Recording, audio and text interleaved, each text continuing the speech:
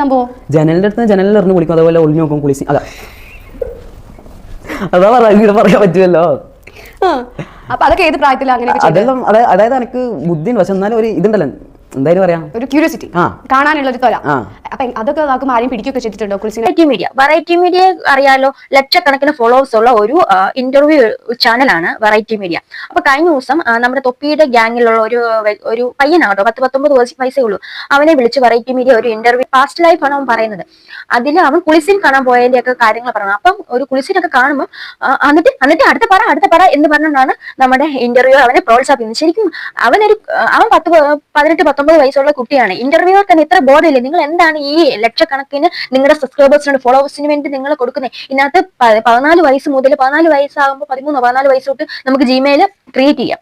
അപ്പം ക്രിയേറ്റ് ചെയ്യുമ്പോൾ എന്നാണ് യൂട്യൂബ് ഉണ്ട്. അപ്പൊ 13-14 വയസ്സ് മുതൽ കാണുന്ന കുട്ടികളാണ് നിങ്ങളുടെ ഇന്റർവ്യൂ അടക്കം കാണുന്നുണ്ട്. പ്രത്യേകിച്ച് തൊപ്പിയുടെ ഗ്യാങ്ങിലുള്ള ഒരു വ്യക്തിയുടെ ഇന്റർവ്യൂ കുട്ടികൾ ശരിക്കും കറക്റ്റായിട്ട് കണ്ടിരിക്കും. അപ്പൊ അവരോട് കൊടുക്കുന്ന ഒരു ഇൻഫ്ലുവൻസ് കൊടുക്കുക. കുളിസിൻ അതെന്താ നീ കാണാൻ പോയത്? എന്നാ എടാ നീ ചെയ്തത് മോശമല്ലേ, അങ്ങനെ ചെയ്യാൻ പാടുണ്ടോ, ഇനി അങ്ങനെ നീ ചെയ്യരുത്, ഈ കാണുന്ന കുട്ടികളെ നിങ്ങൾ അത് അനുകരിക്കില്ലെന്ന് ആ ആങ്കർ പറഞ്ഞില്ല.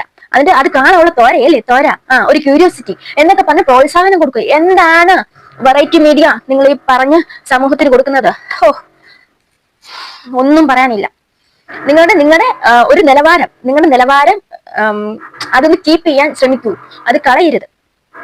ഇത്തരം ചളി ക്വസ്റ്റ്യൻസ് അല്ല നിങ്ങൾക്ക് അത് അവോയ്ഡ് ചെയ്യുക. അല്ല നിങ്ങൾ ചോദിച്ചു പോട്ടെ, അവന്റെ പാസ്റ്റ് ലൈൻ പറഞ്ഞു, അവൻ ഒരു മറയില്ലാതെ അവന്റെ ഓരോരോ കാര്യങ്ങൾ പറയുന്നുണ്ട്. ആ പാസ്റ്റ് ലൈൻ പറയുമ്പോഴത്തേക്ക് അവിടെ ആങ്കറിന് പ്രതികരിക്കാം, എടാ വേണ്ട ഇതൊന്നും കണ്ടിട്ട് കുട്ടികളെ നിങ്ങൾ ആരും ഇങ്ങനെ ചെയ്യരുത്, വളരെ മോശമാണെന്ന് പറഞ്ഞു കൊടുക്കുന്നതിന് പകരം നിങ്ങൾ അവിടെ പ്രോത്സാഹിപ്പിക്കുകയാണ് ചെയ്തത്.